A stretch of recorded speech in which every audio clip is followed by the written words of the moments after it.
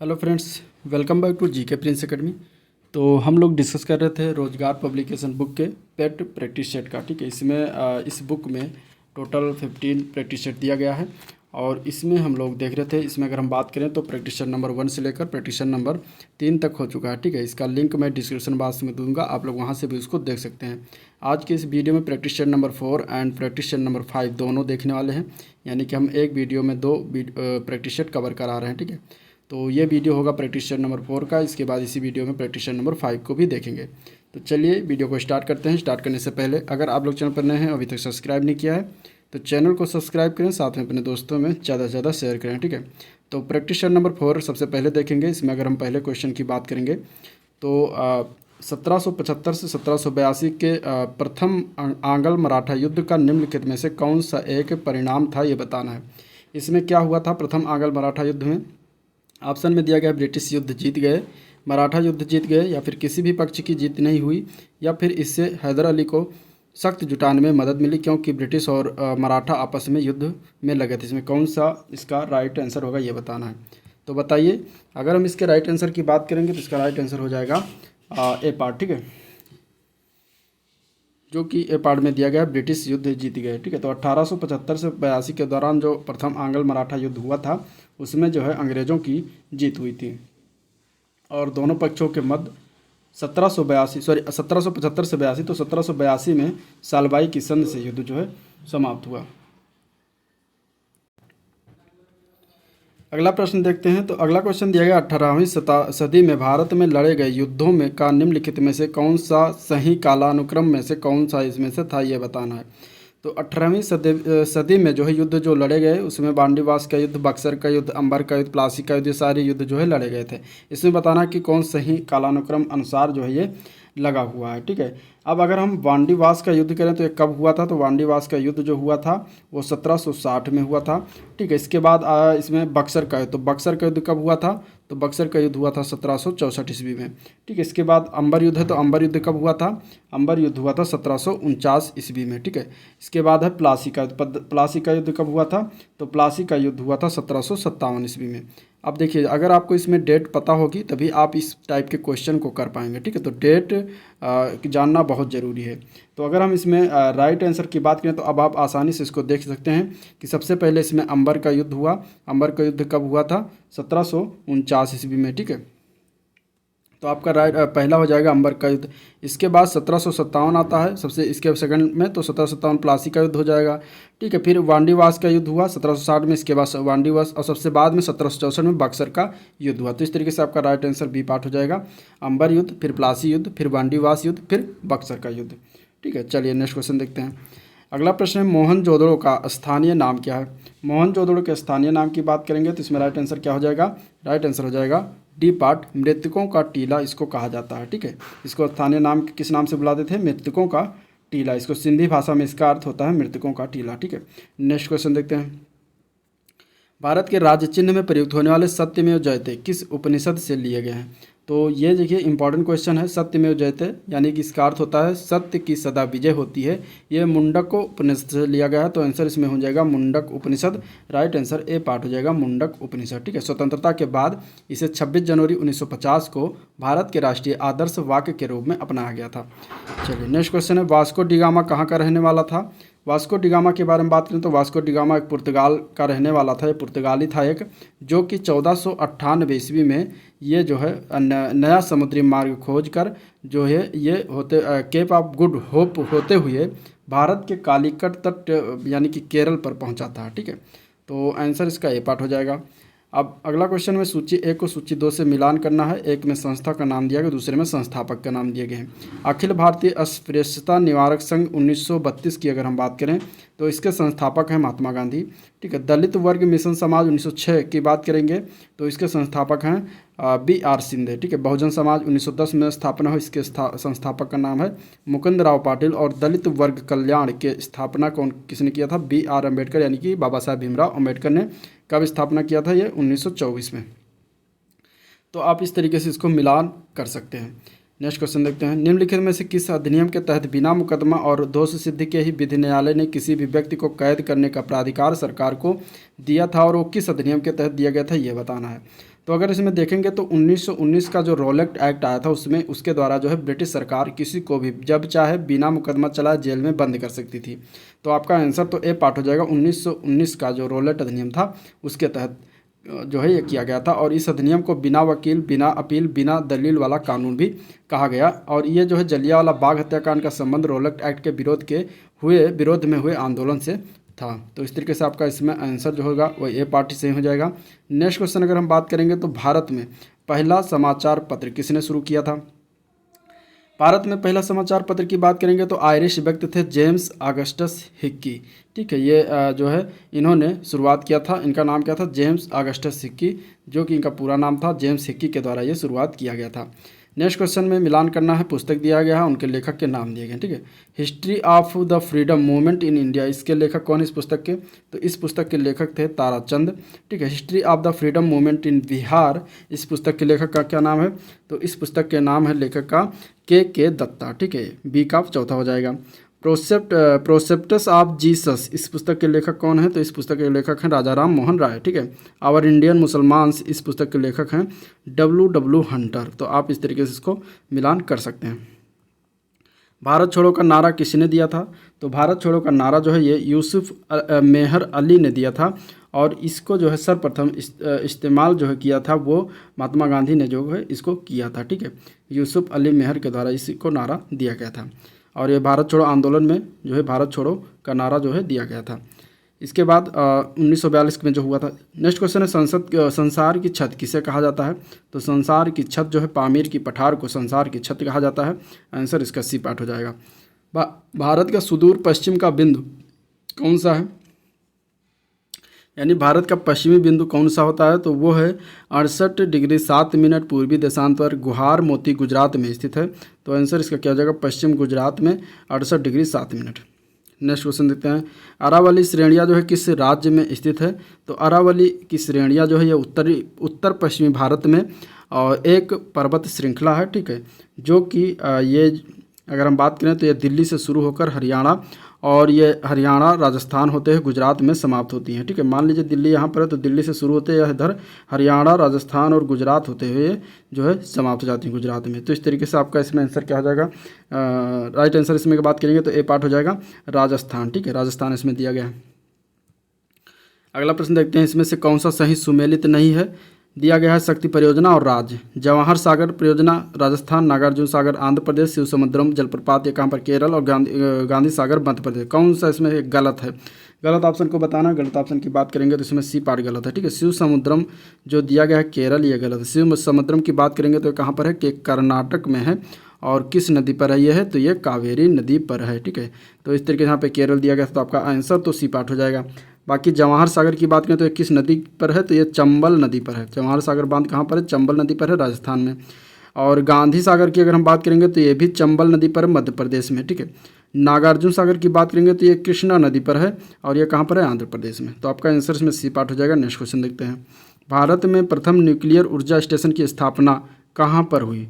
तो प्रथम न्यूक्लियर ऊर्जा स्टेशन अगर पूछा गया तो तारापुर परमाणु संयंत्र जो है भारत का पहला परमाणु ऊर्जा संयंत्र है, जो पालघर महाराष्ट्र में स्थित है।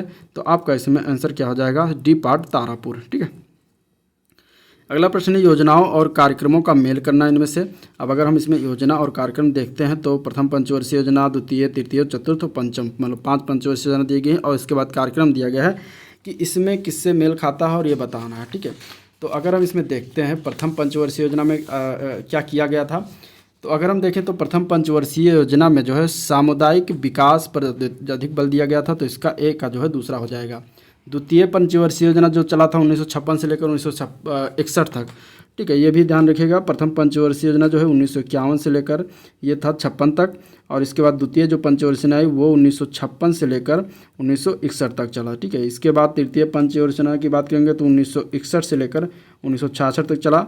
इसके बाद चतुर्थ की बात करेंगे तो 1969 से लेकर 74 तक चला। ठीक है, बीच में जो है 66 से लेकर 69 के बीच में एक वर्षीय योजना अवकाश हुआ। पंचवर्षीय पंचम पंचवर्षीय जो 1974 से लेकर 1979 तक रहा था। तो ये चीज़ें होंगी डेट के बारे में। अब इसके बारे में देख लेते हैं महत्वपूर्ण कार्य क्या क्या किए गए। तो प्रथम पंचवर्षीय योजना में सामुदायिक विकास किया गया। द्वितीय पंचवर्षीय योजना में जो है तीव्र औद्योगिकीकरण पर जो है ध्यान दिया गया। तृतीय पंचवर्षीय योजना में आधारभूत उद्योगों का प्रसार किया गया।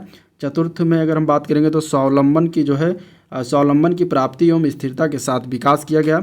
और पाँचवीं में अगर हम बात करेंगे तो न्यूनतम आवश्यकता पर कार्यक्रम पर बल दिया गया। तो इस तरीके से इसका ये मिलान आप कर सकते हैं। अगला प्रश्न देखते हैं। अगला क्वेश्चन है, निम्नलिखित में से कौन मुक्त व्यापार को सबसे अच्छे से परिभाषित करता है, इनमें से ये बताना है। तो अगर हम देखेंगे तो मुक्त व्यापार एक ऐसी व्यापार नीति होती है जो आयात और निर्यात को प्रतिबंधित नहीं करती है। ठीक है, टैरिफ एवं कुछ टैरिफ बाधाओं को समाप्त करने से मुक्त व्यापार भागीदार देशों की एक दूसरे के बाजारों में बहुत पहुंच जो है आसान होती है। तो आंसर इसमें हो जाएगा बी पार्ट। ठीक है, निर्यात और आयात पर कोई प्रतिबंध नहीं होता। इसके बाद नेक्स्ट क्वेश्चन देखते हैं। तो गोल्डन हैंडशेक स्कीम किससे संबंधित है? तो गोल्डन हैंडशेक की अगर हम बात करेंगे तो पूर्व बातचीत रोजगार होता है जो स्वैच्छिक सेवानिवृत्ति से संबंधित है। तो आपका आंसर इसमें राइट डी पार्ट हो जाएगा। वर्ल्ड डेवलपमेंट रिपोर्ट किसका जो है वार्षिक प्रकाशन होता है, यानी वर्ल्ड डेवलपमेंट रिपोर्ट कौन प्रकाशित करता है? तो इसके अगर हम आंसर की बात करेंगे तो आंसर इसका हो जाएगा ए पार्ट। ठीक है, IBRD का प्रकाशित जो वार्षिक प्रकाशन होता है उसे वर्ल्ड डेवलपमेंट रिपोर्ट कहते हैं। और IBRD विश्व बैंक होता है संगठन है, ये रिपोर्ट कौन से प्रकाशित करती है? World development bank. ठीक है, ADB की अगर हम बात करेंगे यानी एशियाई विकास बैंक जिसको कहते हैं, ये इसका रिपोर्ट आता है एशियाई विकास आउटलुक। ठीक है, अंतर्राष्ट्रीय मुद्रा कोष का जो है आता है विश्व आर्थिक आउटलुक यानी कि वर्ल्ड इकोनॉमिक आउटलुक जारी होता है। ट्रांसपेरेंसी इंटरनेशनल की बात करेंगे तो ये वैश्विक भ्रष्टाचार रिपोर्ट जारी करती है। तो इस तरीके से इसका आंसर क्या हो जाएगा? ए पार्ट हो जाएगा। किसी राष्ट्र की राष्ट्रीय आय होती है किस प्रकार होती है? देखिए, राष्ट्रीय आय जो होता है देश की उत्पादन क्रियाओं की माप होती है जिसमें एक वित्तीय वर्ष की जो है अवधि के अंतर्गत किसी अर्थव्यवस्था में उत्पादित अंतिम वस्तुओं एवं सेवाओं के बाजार मूल्य को शामिल किया जाता है। ठीक है, तो इस तरीके से इसमें ये चीज़ें होती हैं। अब अगर हम इसके आंसर की बात करेंगे तो आंसर इसका हो जाएगा बी पार्ट। उत्पादन कार्यों का जो है योगफल होता है। इस तरीके से आप जान सकते हैं। किस संवैधानिक संशोधन अधिनियम द्वारा संविधान में मूल कर्तव्यों को सम्मिलित किया गया है, यानी किस संविधान संशोधन के तहत जो है मूल कर्तव्यों को शामिल किया गया है? तो वो था 42वां संविधान संशोधन 1976 के तहत जो है स्वर्ण सिंह समिति की सिफारिश पर संविधान के भाग 4 का में जो है ये शामिल किया गया है। ठीक है, मूल कर्तव्यों को। संसदीय प्रणाली वाली सरकार को किस नाम से जाना जाता है? तो संसदीय प्रणाली वाली सरकार को अगर हम बात करेंगे तो संघीय सरकार भी कहा जाता है। राइट आंसर सी पार्ट हो जाएगा। जब राष्ट्रपति एवं उपराष्ट्रपति का पद खाली हो तो भारत के राष्ट्रपति पद पर कौन होता है, ये बताना है इसका राइट आंसर। ठीक है, तो अगर हम इसके राइट आंसर की बात करेंगे तो कौन होता है? तो अगर देखते हैं तो इसमें आंसर हो जाएगा बी पार्ट। भारत का मुख्य न्यायाधीश उस समय राष्ट्रपति होता है। ठीक है, राज्यसभा कब भंग की जाती है? राज्यसभा कब भंग की जाती है? तो राज्यसभा कभी भी भंग नहीं की जाती। आंसर इसका क्या हो जाएगा? डी पार्ट हो जाएगा। ठीक है, जिला स्तर पर मुख्य चुनाव अधिकारी के रूप में जिलाधीश कहलाता है। क्या कहलाता है? तो जिलाधीश जो कहलाता है वो होता है रिटर्निंग ऑफिसर। इसको कहते हैं, क्या कहते हैं? Returning officer. मानव शरीर का भार होता है कितना होता है? अब इसमें बताना है ऑप्शन के अनुसार। तो मानव शरीर का भार जो है ध्रुवों पर अधिकतम होता है, या फिर मानव शरीर का भार जो होता है वो पृथ्वी की सतह पर सब जगह समान होता है, या फिर मानव शरीर का भार जो होता है वो विषुवत रेखा पर अधिकतम होता है, या फिर मानव शरीर का भार मैदानी भागों की अपेक्षा पर्वतों पर अधिक होता है। तो इसमें अगर हम राइट आंसर की बात करेंगे तो ए पार्ट हो जाएगा। मानव शरीर का भार जो होता है वो ध्रुवों पर यानी पोल पर, पृथ्वी के पोल पर जो है सबसे अधिक होता है या अधिकतम होता है। ठीक है, तो आंसर आपका इसमें ए पार्ट हो जाएगा। विषुवत रेखा पर जो है मानव शरीर का भार क्या होता है? ध्रुवों पर मानव शरीर के भार से कम होता है। ठीक है, अगर हम बात करेंगे चंद्रमा पर तो मानव शरीर का भार पृथ्वी पर मानव शरीर के भार की तुलना में 1/6 होता है चंद्रमा पर। कृत्रिम उपग्रह के अंतर्गत मानव शरीर का भार जो होता है वो 0 होता है। तो आपका इसमें राइट आंसर ए पार्ट हो जाएगा। नेक्स्ट क्वेश्चन देखते हैं। एक समतल दर्पण की वक्रता त्रिज्या क्या होती है? तो समतल दर्पण की वक्रता त्रिज्या जो होती है वो अनंत होती है। आंसर इसमें सी पार्ट हो जाएगा। ठीक है, अगला प्रश्न देखते हैं। सामान्यतः गुब्बारे में कौन सी गैस भरी जाती है? सामान्यतः गुब्बारे में अगर देखा जाएगा तो हीलियम गैस भरा जाता है। आंसर इसका ए पार्ट हो जाएगा, हीलियम गैस। हीलियम गैस जो होता है वह वायु से हल्की होती है और ये अज्वलनशील होते हैं, यानी कि ये जलती नहीं है, तो इसलिए जो है ये गुब्बारों में भरने के काम आता है। नेक्स्ट क्वेश्चन देखते हैं। निम्नलिखित में से कौन सा एक RDX का अन्य नाम है? RDX की अगर हम बात करें तो साइक्लोनाइट एक RDX का अन्य नाम होता है। तो आंसर इसमें क्या हो जाएगा? डी पार्ट हो जाएगा। ठीक है, साइक्लोनाइट। RDX जो होता है एक सफ़ेद रंग का ठोस विस्फोटक पदार्थ होता है। RDX का रासायनिक नाम है साइक्लोट्रिमेथिलीन और ट्रिनाइट्रीमाइन, ठीक है। तो आंसर आपका इसमें डी पार्ट हो जाएगा। निम्न रक्त वर्ग सार्वत्रिक दाता यानी कि यूनिवर्सल डोनर कौन सा रक्त ग्रुप होता है बताना है। तो सार्वत्रिक दाता रक्त वर्ग यानी कि यूनिवर्सल जो डोनर होता है वो होता है ओ ब्लड ग्रुप का, आंसर बी पार्ट हो जाएगा। और सार्वत्रिक ग्राही रक्त वर्ग जो होता है वो क्या होता है, बी ए बी होता है ब्लड ग्रुप, ठीक है। इसमें राइट आंसर बी पार्ट हो जाएगा। अगला प्रश्न देखते हैं, संहार का सही संधि विच्छेद बताना है। तो संहार का अगर हम संधि विच्छेद करते हैं तो सम प्लस हार इसका जो है संधि विच्छेद बनता है। तो आंसर इसमें आपका डी पार्ट हो जाएगा, सम प्लस हार, ठीक है। मूर्त शब्द का विलोम बताना है क्या होता है। तो मूर्त शब्द का विलोम होता है अमूर्त, आंसर इसका ए पार्ट हो जाएगा अमूर्त। निम्नलिखित में से कौन सा शब्द पुत्री का पर्यायवाची नहीं है। पुत्री के पर्यायवाची की बात करेंगे तो दौहित्र जो होता है यह पुत्री का पर्यायवाची नहीं होता है, ठीक है। पुत्री के पर्यायवाची शब्द की बात करेंगे तो बेटी होता है, आत्मजा होता है, तनुजा होता है, दुहिता होता है, नंदनी है, सुता है, तनया है। भविष्य में होने वाला, इसके लिए एक शब्द में क्या प्रयोग किया जाएगा। तो एक शब्द में इसको कहते हैं भाभी, ठीक है। भविष्य में होने वाले को एक शब्द में भाभी कहते हैं। दिन और दीन शब्द जो युग्म का सही अर्थ क्या है। तो दिन शब्द की बात करेंगे तो दिवस होता है, और दीन शब्द की बात करेंगे तो इसका अर्थ होता है गरीब। तो दिवस और गरीब इसका सही राइट आंसर हो जाएगा ए पार्ट।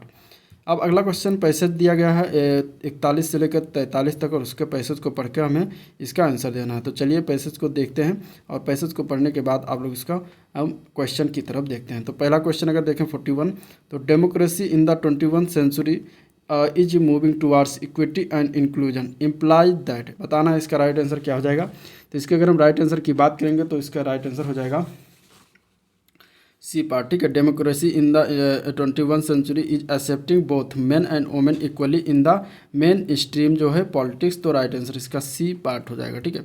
अगला प्रश्न है, which of the following is a contrary to the fact mention in the passage about women and in the Asia Pacific region, ठीक है। तो इसमें अगर राइट आंसर की बात करें तो हो जाएगा A part, their contribution is greatly acknowledged, answer A part हो जाएगा। अगला प्रश्न है, what is the position of women in the economic pyramid. Economic pyramid में जो है वुमेन्स का जो है वुमेन यानी औरतों का जो है पोजीशन क्या है ये बताना है। तो इसके अगर हम बात करेंगे तो they are at the bottom of the economics, ठीक है। They are at the bottom of the economics. तो आंसर इसका इकोनॉमिक्स के मामले में वो नीचे हैं, तो आंसर बी पार्ट हो जाएगा। अगला प्रश्न देखते हैं। अगला प्रश्न है, select the most appropriate antonyms, यानी कि हमें विलोम बताना है कि इसका विलोम शब्द क्या होगा जो दिया गया है। विलोम शब्द इसका पूछा गया है, ठीक है। विलोम शब्द की बात करेंगे तो प्यूट्रीफाई का विलोम हमें बताना है, ठीक है। तो इसके आंसर क्या हो जाएगा इसका विलोम।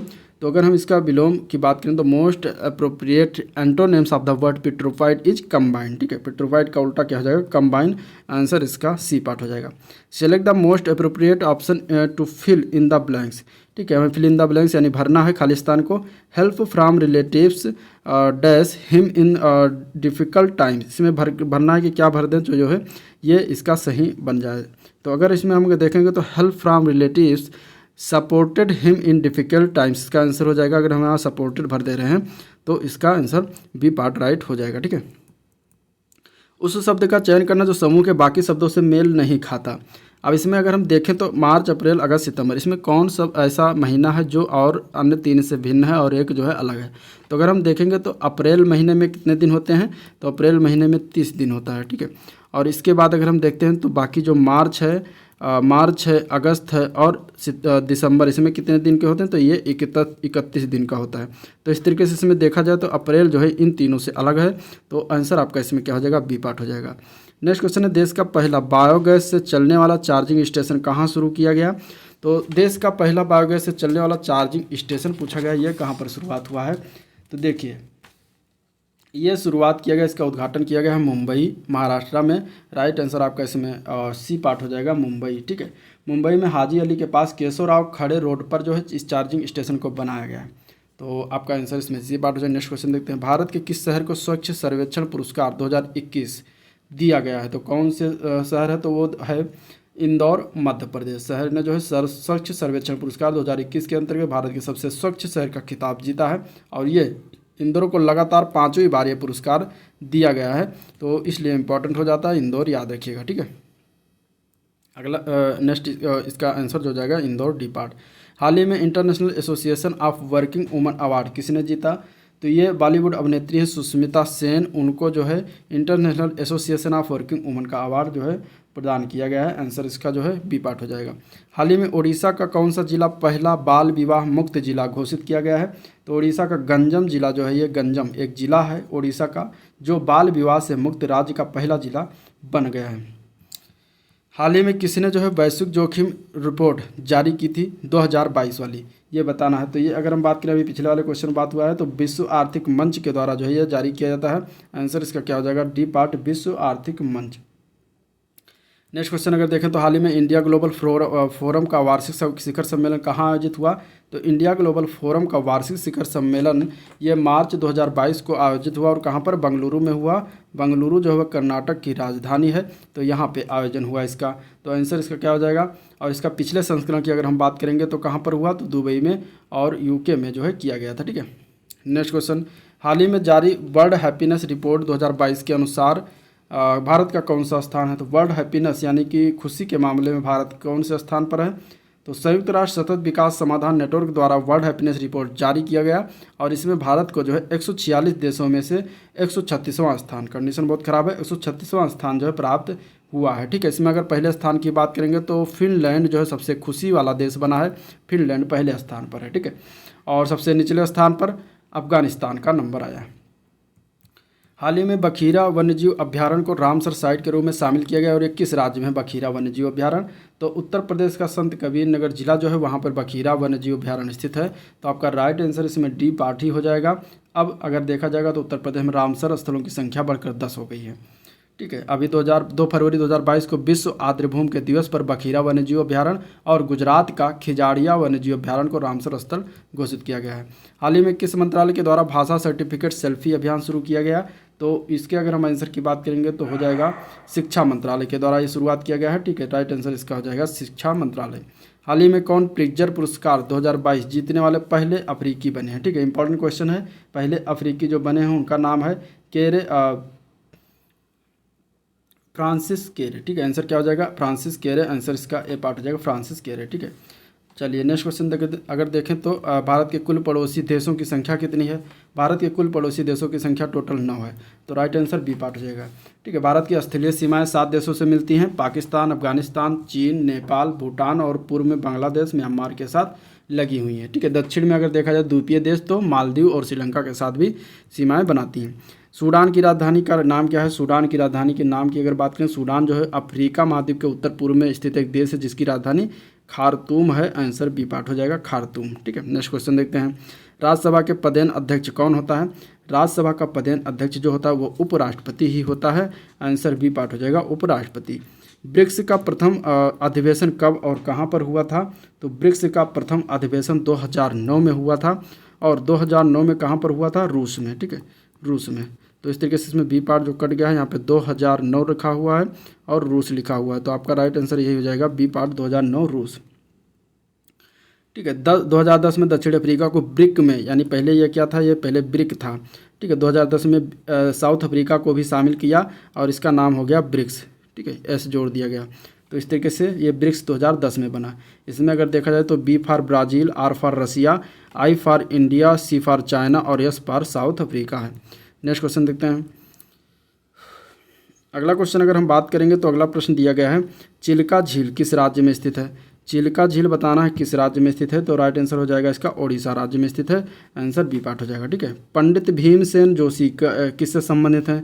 तो ये भारतीय शास्त्रीय संगीत गायक हैं पंडित भीमसेन जोशी और ये जो है किराना घराने से संबंध रखते हैं। ठीक है। और इनके द्वारा अगर हम बात करें, इन्हें 2008 में भारत रत्न पुरस्कार से सम्मानित किया जा चुका है। तो इस तरीके से इसमें अगर आंसर की बात करेंगे तो आंसर इसका हो जाएगा सी पार्ट। ये हिंदुस्तानी गायक हैं। नेक्स्ट क्वेश्चन है, विष्णुपुर जो टेराकोटा मंदिरों के लिए प्रसिद्ध है ये किस प्रदेश में स्थित है? तो विष्णुपुर जो है ये पश्चिम बंगाल के बांकुड़ा जिले में स्थित है। तो आंसर आपका इसमें बी पार्ट हो जाएगा। देश की पहली महिला सत्र न्यायाधीश अन्ना चंडी किस राज्य से हैं? तो भारत की पहली महिला जज अन्ना चंडी जो है केरल राज्य से संबंधित हैं। आंसर इसका सी पार्ट हो जाएगा। ये केरल हाईकोर्ट की 1959 में जज बनी थी। हॉकी में कितने खिलाड़ी होते हैं? हॉकी में खिलाड़ियों की संख्या की बात करेंगे तो टोटल 11 होते हैं। आंसर सी पार्ट हो जाएगा। ठीक है। आइस हॉकी में खिलाड़ियों की संख्या टोटल 6 होता है। बास्केटबॉल में खिलाड़ियों की संख्या टोटल 5 होता है। पोलो में जो है टोटल 4 होता है। कबड्डी में टोटल 7 होता है। फुटबॉल में टोटल 11, क्रिकेट में 11, ठीक है, और खो खो में 9, वॉलीबॉल में 6 और वाटर पोलो में 7 होता है, याद रखिएगा। नेक्स्ट क्वेश्चन, ग्रीन हाउस गैसों की संकल्पना किसने किया था? तो ग्रीन हाउस गैसों की संकल्पना जो है जोसेफ फोरियर के द्वारा किया गया था फर्स्ट टाइम, तो ए पार्ट हो जाएगा। अब अगला क्वेश्चन हमें गद्यांश को पढ़ के आंसर देना है। गद्यांश को पढ़िएगा, हम लोग क्वेश्चन आंसर की बात करते हैं। पूंजीवादी समाज में लेखक और पाठक के बीच क्या आ गया है? तो इस गद्यांश के अनुसार लेखक और पाठक के बीच में जो है बाजार आ गया है, answer A part C part हो जाएगा। पुराने बाजार में कला की सुरक्षा का दायित्व किसका था? तो पुराने बाजार में कला, पुराने समाज में कला की सुरक्षा का दायित्व जो था वो समाज का था, आंसर डी पार्ट हो जाएगा। कला क्षेत्र का संकुचन का आशय क्या है? तो कला क्षेत्र के संकुचन का आशय है कि कला का दायरा क्या है? सीमित हो रहा है, ठीक है। तो आंसर इसका क्या हो जाएगा? आंसर इसके अगर हम बात करेंगे तो राइट आंसर इसका हो जाएगा बी पार्ट, कला का दायरा सीमित होना।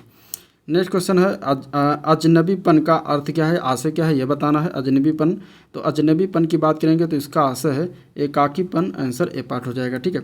गद्यांश का सर्वाधिक उपयुक्त शीर्षक क्या है ये बताना है। तो गद्यांश के सर्वाधिक उपयुक्त शीर्षक की अगर हम बात करते हैं तो इसमें देखिए आंसर क्या हो जाएगा। अगर हम देखेंगे तो गद्यांश का कला में पूंजीवाद, इसका जो है शीर्षक बन जाता है, आंसर ए पार्ट हो जाएगा, ठीक है। 76 से 80 तक फिर गद्यांश को पढ़ के आंसर देना है। अगर हम क्वेश्चन की बात करें तो ईर्ष्या का काम क्या है ये पूछा गया है। इस गद्यांश के अनुसार अगर हम ईर्ष्या का काम बताएंगे तो इसका काम होता है जलाना, आंसर सी पार्ट हो जाएगा, ठीक है। गद्यांश में प्रयुक्त ध्येय क्या क्या अर्थ है? ध्येय की अगर हम बात करते हैं तो इसका अर्थ होता है लक्ष्य, राइट आंसर ए पार्ट हो जाएगा, ठीक है। गद्यांश में ईर्ष्यालु व्यक्तियों की क्या होती है?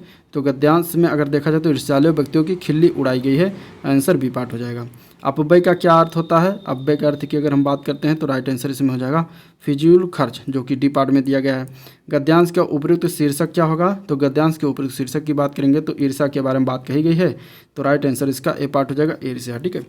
तो ये था प्रैक्टिस नंबर 5। अब हम देखते हैं प्रैक्टिस नंबर ये था प्रैक्टिस नंबर 4। अब हम देखते हैं प्रैक्टिस नंबर 5 और इसके हम क्वेश्चन के और आंसर की हम बात करेंगे, ठीक है।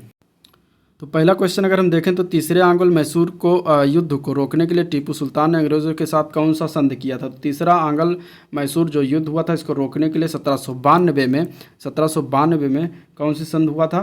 तो अगर हम देखें 1792 में ये जो है टीपू सुल्तान और अंग्रेजों के मध्य श्रीरंगपट्टनम के संधि के साथ जो है ये युद्ध समाप्त हुआ था, तो राइट आंसर बी पार्ट हो जाएगा, श्रीरंगपट्टनम की संधि, ठीक है।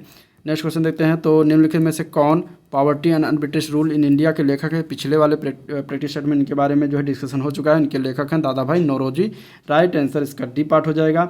इन्हें the grand old man of India भी कहा जाता है। यह भारतीय राष्ट्रीय कांग्रेस के 3 बार अध्यक्ष रह चुके हैं, 1886, 1893 और 1906 में, ठीक है। और इसके बाद अगर हम इसमें देखें तो ये दादा भाई नौरोजी क्या थे? ब्रिटिश संसद का सदस्य बनने वाले प्रथम भारतीय भी थे 1892 में।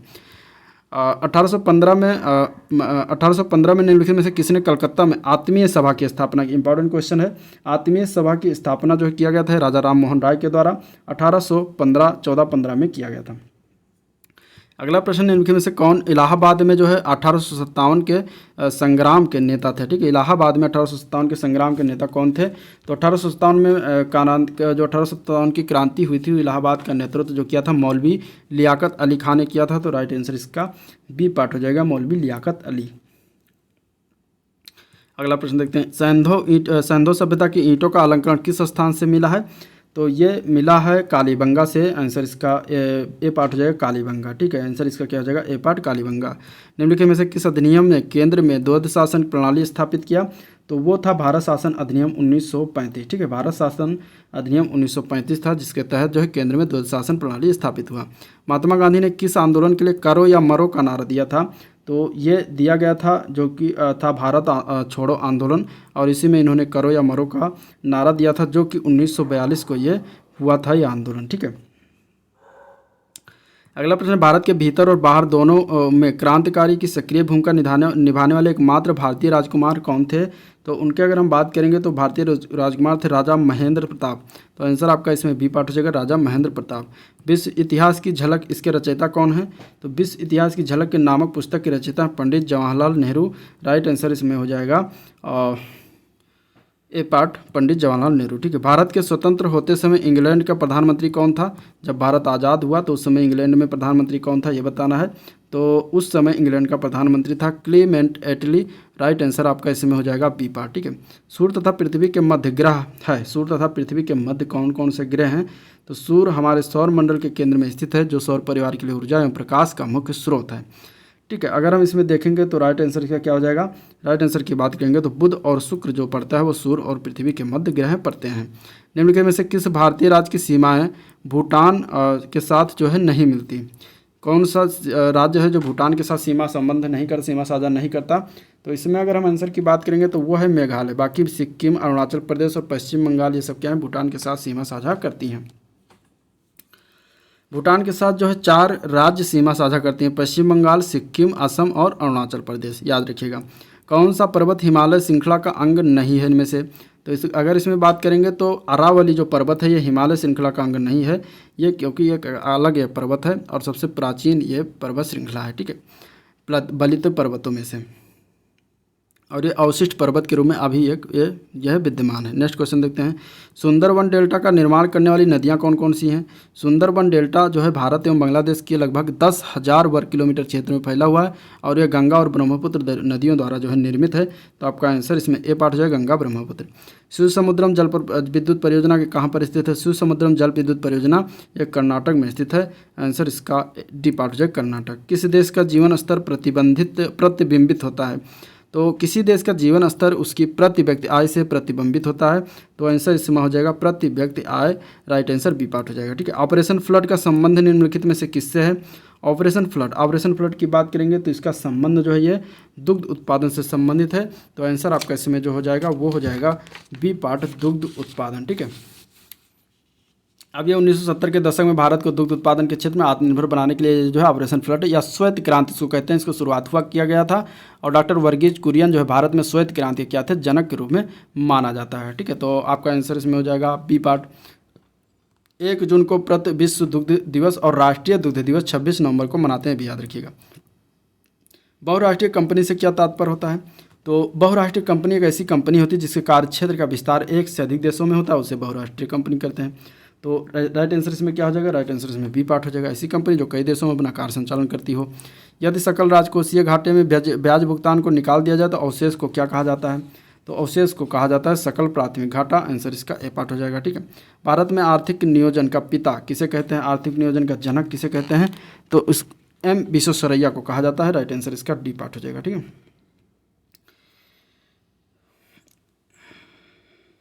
नेक्स्ट क्वेश्चन देखते हैं। अगला प्रश्न देखते हैं, तो संसदीय तंत्र में निम्नलिखित में से वास्तविक कार्यपालिका कौन है? तो संसदीय तंत्र में निम्नलिखित में से वास्तविक कार्यपालिका जो होते हैं वो मंत्रिपरिषद होती है। आंसर बी पार्ट हो जाएगा। भारतीय संविधान के किस भाग में संघीय न्यायपालिका का उल्लेख है? तो वो है भाग 5 में। आंसर इसका डी पार्ट हो जाएगा। भारतीय संविधान के किस अनुच्छेद में अनुसूचित जातियों और अनुसूचित जनजातियों के लिए आरक्षण का प्रावधान किया गया है? तो इसके अगर हम आंसर की बात करें तो वो है अनुच्छेद 335। राइट आंसर डी पार्ट हो जाएगा। ठीक है, विश्व का सबसे बड़ा लिखित और सर्वाधिक व्यापक संविधान किस देश का है? तो वो है अपने प्यारे भारत का। आंसर इसका बी पार्ट हो जाएगा, भारत। जिलाधीश प्रशासन की धुरी है, यह कथन किसका है? तो ये कथन जो है कहा गया था अटल बिहारी वाजपेयी के द्वारा। राइट आंसर बी पार्ट हो जाएगा। क्यूसेक मापन जो है की इकाई है, किसकी इकाई है क्यूसेक मापन? तो यह है जल के बहाव की इकाई। आंसर सी पार्ट हो जाएगा। कमरे में लगा हुआ वातानुकूलक क्या नियंत्रित करता है? तो कमरे में लगा हुआ वातानुकूलक जो होता है वो आर्द्रता एवं तापक्रम को नियंत्रित करता है। राइट आंसर बी पार्ट हो जाएगा। ठीक है, एक कार की बैटरी में प्रयुक्त विद्युत अपघट्य किस तरीके से होता है? तो सल्फ्यूरिक अम्ल उसमें लगा हुआ होता है, भरा हुआ होता है। तो आंसर बी पार्ट हो जाएगा। ठीक है, वायुयान के टायरों में भरी जाने वाली गैस का नाम क्या है? तो वायुयान के टायरों में जो है नाइट्रोजन गैस भरा जाता है। राइट आंसर बी पार्ट हो जाएगा। हाइड्रोपोनिक्स क्या है? हाइड्रोपोनिक्स की बात करेंगे तो इसके अगर हम आंसर की बात करेंगे तो हाइड्रोपोनिक्स क्या है? तो मृदा विहीन पादप संवर्धन होता है। राइट आंसर इसका ए पार्ट हो जाएगा। ठीक है, अगले क्वेश्चन की अगर हम बात करें तो आँख खुलना, इस मुहावरे का सही अर्थ क्या है? आँख खुलने मुहावरे का सही अर्थ अगर पूछ रहा है तो इसका क्या हो जाएगा आंसर? तो इसका आंसर हो जाएगा ज्ञान देना। ठीक है, आंसर क्या हो जाएगा? ज्ञान होना। आंसर ए पार्ट हो जाएगा। जो आंखों के सामने हो उसके लिए एक शब्द क्या हो जाएगा? जो आंखों के सामने हो उसके लिए एक शब्द होता है प्रत्यक्ष। आंसर बी पार्ट हो जाएगा। ठीक है, प्रत्यक्ष रूप से जिसे कहते हैं। सुमित्रा नंदन पंत को किस कृत पर ज्ञानपीठ पुरस्कार मिला था? तो वो ये इंपॉर्टेंट क्वेश्चन है, पूछा जाता है। तो चिदम्बरा के लिए इन्हें जो है ज्ञानपीठ पुरस्कार 1968 में मिला था। तो ये याद रखिएगा। भुजंग का जो है पर्यायवाची शब्द इनमें से कौन सा नहीं है? तो भुजंग के पर्यायवाची शब्द की बात करेंगे तो अहि उरग, प्याल, सर्प, पन्मग, विषधर, सारंग, सर्प, सांप, नाग आदि जो होते हैं ये सब क्या होते हैं, ये भुजंग के पर्यायवाची शब्द होते हैं। जबकि गरुड़ जो है इसका पर्यायवाची शब्द नहीं होता। गरुड़ के पर्यायवाची होता है खगेश होता है, ठीक है, खगपति होता है, वातनेय होता है। तो ये सारी चीज़ें गरुड़ के पर्यायवाची होते हैं। नेक्स्ट क्वेश्चन देखते हैं। आवृत्ति शब्द का विलोम बताना है। तो आवृत्ति शब्द का विलोम होता है अनावृत। आंसर इसका क्या हो जाएगा, डी पार्ट। अब 41 से 43 तक क्वेश्चन को पैसेज को आंसर पढ़ के तक आंसर देना है। अब 41 क्वेश्चन हम देखते हैं, पैसेज को पढ़ लीजिएगा। पहला क्वेश्चन अगर हम बात करते हैं तो why did the author say that he did not have any high regard for his ability. ठीक है, इसका आंसर बताना है कि ऑथर ने ऐसा क्यों कहा। अब इसके अगर हम आंसर की बात करते हैं तो डी पार्ट हो जाएगा he was full of humility. Answer इसका डी पार्ट हो जाएगा इस पैसेज के अनुसार। The author's idea that characters is thresher is revealed in which of the statements. ठीक है, इनमें से कौन सा स्टेटमेंट्स है।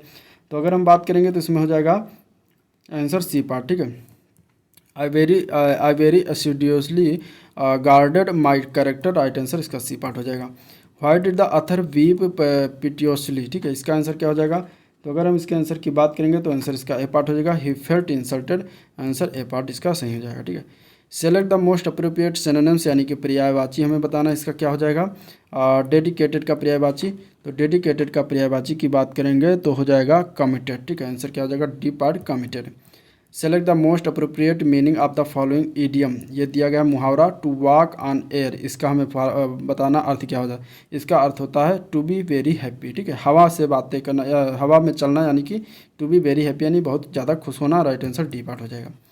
इसके बाद नेक्स्ट क्वेश्चन अब देखते हैं। आईआईटी मद्रास इंक्यूबेटर स्टार्टअप यानी कि जिसको GUVI कहते हैं, इसने जो है अपना ब्रांड एम्बेसडर किसे चुना है ये बताना है। तो ये ब्रांड एम्बेसडर इसने अपना स्मृति मंधाना को बनाया है, भारतीय महिला क्रिकेटर हैं जिसे जो है इन्होंने अपना ब्रांड एम्बेसडर बनाया है। ठीक है, तो आपका आंसर इसमें बी पार्ट हो जाएगा। नेक्स्ट क्वेश्चन देखते हैं।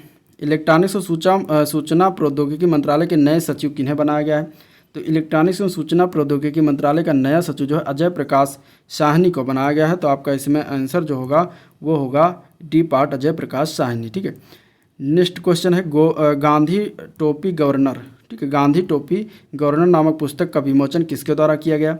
तो इसका अगर हम बात करें तो भारत के उपराष्ट्रपति जो थे M वेंकैया नायडू, उन्होंने गांधी टोपी गवर्नर का विमोचन किया था। तो आंसर आपका इसमें बी पार्ट हो जाएगा, M वेंकैया नायडू। ठीक है, यह पुस्तक पद्म पुरस्कार विजेता यारला गड्डा लक्ष्मी प्रसाद द्वारा तेलुगु भाषा में लिखा गया है। ठीक है, बहुत कठिन नाम है। और यह पुस्तक जो है बैरिस्टर इंदपुरांति राघवेंद्र राव के जीवन का जो है वर्णन करती है। अगला प्रश्न है, गरीबी रेखा से नीचे रहने वाले लोगों को फ्री इंटरनेट सेवा प्रदान करने वाला पहला राज्य कौन सा बना है। तो गरीबी रेखा के नीचे रहने वाला जो है फ्री इंटरनेट सेवा प्रदान करने वाला प्रथम राज्य जो है वो केरल बना है। इसका आंसर राइट हो जाएगा सी पार्ट। राजनीतिक गतिरोध के चलते निम्न में से किस देश के प्रधानमंत्री अब्दुल्ला हमदोफ ने अपने पद से इस्तीफा दिया है। तो ये हैं सूडान के जो है सूडान के प्रधानमंत्री थे। तो इन्होंने जो है अपना जो है क्या कर दिया है, पद से इस्तीफा दिया है प्रधानमंत्री पद से। और वहाँ पर सैन्य तख्तापलट हुआ, इसके बाद व्यापक गतिरोध और विरोध हुआ जिसके कारण इन्हें इस्तीफा देना पड़ा। नेक्स्ट क्वेश्चन देखते हैं। 22 अगस्त 2021 को किस राज्य में पहला अल्कोहल म्यूजियम खोला गया। तो ये खोला गया है भारत का तटीय राज्य गोवा में। ठीक है, आंसर क्या हो जाएगा, ए पार्ट गोवा। 28 सितंबर 2021 को बंगाल की खाड़ी से उठने वाले चक्रवाती तूफान जो है ये गुलाब का एक नाम जो है किस देश के द्वारा रखा गया है। तो गुलाब का नाम जो है पाकिस्तान ने रखा है। आंसर इसका ए पार्ट हो जाएगा। ठीक है, पाकिस्तान। हाल ही में हिंदी पत्रकारिता दिवस कब मनाया गया। हिंदी पत्रकारिता दिवस जो है ये 30 मई को मनाया जाता है। राइट आंसर इसका बी पार्ट हो जाए 30 मई। ठीक है, हाल ही में गृह मंत्री अमित शाह ने नए अंतर्राष्ट्रीय खेल परिसर का आधारशिला कहाँ पर रखी। तो ये रखा गया है अहमदाबाद गुजरात में। आंसर इसका डी पार्ट हो जाएगा, अहमदाबाद गुजरात। हाल ही में भारतीय भूवैज्ञानिक सर्वेक्षण के अनुसार भारत का सबसे बड़ा स्वर्ण भंडार कहाँ पर है। तो भारत का सबसे बड़ा स्वर्ण भंडार जो है ये बिहार में है। आंसर इसका सी पार्ट हो जाएगा, बिहार। भारत सबसे लंबी अंतर्राष्ट्रीय सीमा किस देश के साथ साझा करता है। तो अगर हम इसके आंसर की बात करेंगे तो बांग्लादेश के सबसे ज़्यादा बांग्लादेश के साथ साझा करता है। 4096.7 किलोमीटर का जो है ये अंतर्राष्ट्रीय सीमा साझा होता है बांग्लादेश के साथ। ठीक है, टेंगे जो है जिस देश की मुद्रा है उस देश की राजधानी क्या है। यानी पहले तो जानना टेंगे किस देश की मुद्रा है, तो वो है कजाकिस्तान की मुद्रा। और कजाकिस्तान की हमें इनसे पूछा गया है कि इसकी राजधानी क्या है। तो इसकी राजधानी कजाकिस्तान की नूर सुल्तान। आंसर ए पार्ट हो जाएगा। ठीक है, विश्व का विशालतम लोकतांत्रिक प्रजातंत्र भारत की प्रथम लोकसभा कब आयोजित की गई थी? तो ये आयोजित हुआ था 13 मई 1952 को। इसका राइट आंसर हो जाएगा सी पार्ट 13 मई 1952। ठीक है, नेक्स्ट क्वेश्चन अगर हम देखें इसमें, तो अगला क्वेश्चन है आईएमएफ का पूरा नाम क्या है? आईएमएफ का पूरा नाम की बात करेंगे तो इसका नाम होता है international monetary fund. Right answer इसका ए पार्ट हो जाएगा इंटरनेशनल मॉनेटरी फंड। इसकी स्थापना 1945 में किया गया था। इसके सदस्य देशों की संख्या 190 है। नेक्स्ट क्वेश्चन देखते हैं, विक्टोरिया मेमोरियल किस शहर में स्थित है? विक्टोरिया मेमोरियल की बात करेंगे तो ये कलकत्ता में स्थित है, पश्चिम बंगाल के कोलकाता शहर में। संगमरमर की विशाल और चमचमाती इमारत विक्टोरिया मेमोरियल जो है ये स्थित है। नेक्स्ट क्वेश्चन है लोक चित्रकला की मधुबनी शैली भारत के किस राज्य में ये फेमस है, प्रसिद्ध है, प्रचलित है? तो मधुबनी कला या मधुबनी शैली जो मिथिला पेंटिंग इसको कहते हैं, तो ये जो है एक शैली है और ये उत्तर बिहार में मिथिला क्षेत्र में प्रचलित है। तो आंसर आपका इसमें राइट डी पार्ट हो जाएगा। भारत के किस राज्य में गुप्त काल के मंदिर अच्छी आकृति में जो है पाए गए जाते हैं या पाए गए हैं? तो इसका आंसर हो जाएगा मध्य प्रदेश राज्य में पाया गया। तो आंसर इसका सी पार्ट हो जाएगा। ठीक है, व्यास सम्मान निम्नलिखित में से किस क्षेत्र में दिया जाता है? व्यास सम्मान की बात करेंगे तो ये जो है के बिरला फाउंडेशन की ओर से 10 वर्ष की अवधि में जो है प्रकाशित सर्वश्रेष्ठ हिंदी की साहित्यिक कृति को दिया जाता है। तो साहित्य के क्षेत्र में आंसर राइट ए पार्ट हो जाएगा। आगा खां कप जो है का संबंध किस खेल से है? तो आगा खां कप का संबंध जो भारतीय खेल राष्ट्रीय खेल जो है वो हॉकी से है। तो आंसर इसका ए पार्ट हो जाएगा भारतीय राष्ट्रीय खेल हॉकी। ठीक है, Nehru trophy, Beighton cup, Azlan Shah cup, Abdullah जो है cup, lady Ratan Tata trophy, Dhyanchand trophy, और ये सारी ट्रॉफियाँ जो हॉकी से संबंधित महत्वपूर्ण ट्रॉफियाँ। हरित गृह प्रभाव का अर्थ क्या होता है? तो हरित गृह प्रभाव का अर्थ है, हरित गृह प्रभाव या फिर ग्रीन हाउस इफेक्ट इसको कहते हैं, एक प्राकृतिक प्रक्रिया होती है जिसके द्वारा किसी ग्रह या उपग्रह के वातावरण में मौजूद कुछ गैसें क्या होते हैं वातावरण के तापमान में अपेक्षाकृत अधिक वृद्धि कर देती हैं। इन्हें ग्रीन हाउस गैस कहते हैं। जैसे कि इनमें से अगर हम बात करें तो carbon dioxide, methane, nitrous oxide और जलवाष्पाद जो है शामिल होती हैं। और कार्बन डाइऑक्साइड मुख्यतः क्या होती है, एक ग्रीन हाउस गैस है। इसके मुख्य स्रोत की बात करेंगे तो कोयले का दहन, वनों का कटना और वनों का कटान, सीमेंट उद्योग आदि होता है। ठीक है, अब इसके अगर हम आंसर की बात करेंगे तो आंसर इसका हो जाएगा सी पार्ट। वायुमंडल में ग्रीन हाउस के घनीकरण के साथ साथ वायुमंडल के तापमान का बढ़ना, ये होता है हरित गृह प्रभाव। 71 से 75 क्वेश्चन जो है गद्यांश को पढ़ के हमें उसका आंसर देना है।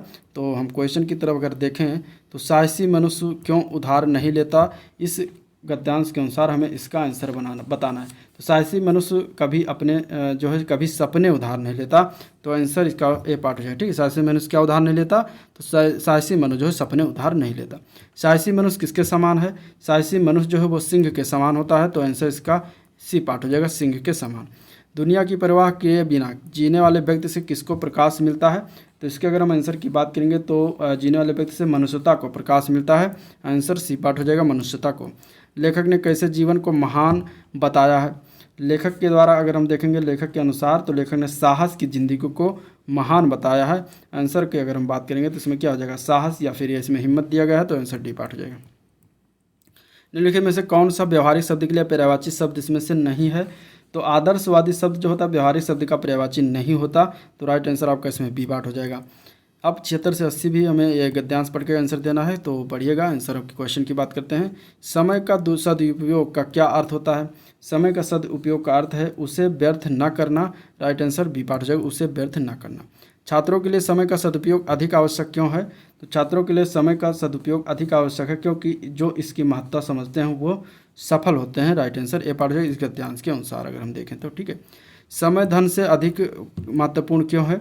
तो इसके अगर हम बात करेंगे तो समय धन से अधिक महत्वपूर्ण है क्योंकि धन वापस मिल जाता है लेकिन समय क्या होता है वो वापस नहीं मिलता। तो आपका आंसर इसमें क्या हो जाएगा, आपका आंसर इसमें सी पार्ट हो जाएगा, धन वापस मिल जाएगा पर समय नहीं। तो राइट आंसर सी पार्ट हो जाएगा। ठीक है, निम्नलिखित में से कौन सा विकल्प सजगता का पर्यायवाची नहीं है इनमें से? तो सजगता का पर्यायवाची की बात करेंगे तो प्रमाद शब्द जो दिया गया है, ये प्रमाद शब्द ये क्या है, सहजता का पर्यायवाची, सजगता का पर्यायवाची नहीं है। इस अनुच्छेद का सबसे उपयुक्त शीर्षक बताना है, ऊपरी जो अनुच्छेद दिया गया है। तो अगर इसमें देखेंगे तो इस गद्यांश के अनुसार इसका अर्थ निकलता है, इसका शीर्षक निकलता है छात्र जीवन और समय। ठीक है, इसमें छात्र जीवन और समय के बारे में बातें की गई हैं। तो राइट आंसर इसका जो है बी पार्ट हो जाएगा। तो ये था जीके का पोर्शन, जिस पूरा ओवरऑल वीडियो अगर पसंद आया तो वीडियो को लाइक करिए, चैनल को सब्सक्राइब करिए, साथ में अपने दोस्तों में ज़्यादा से ज़्यादा शेयर करिए। ठीक है, और आज का वीडियो पर एंड करते हैं और मिलते हैं नेक्स्ट वीडियो में। तब तक के लिए थैंक यू, नमस्कार।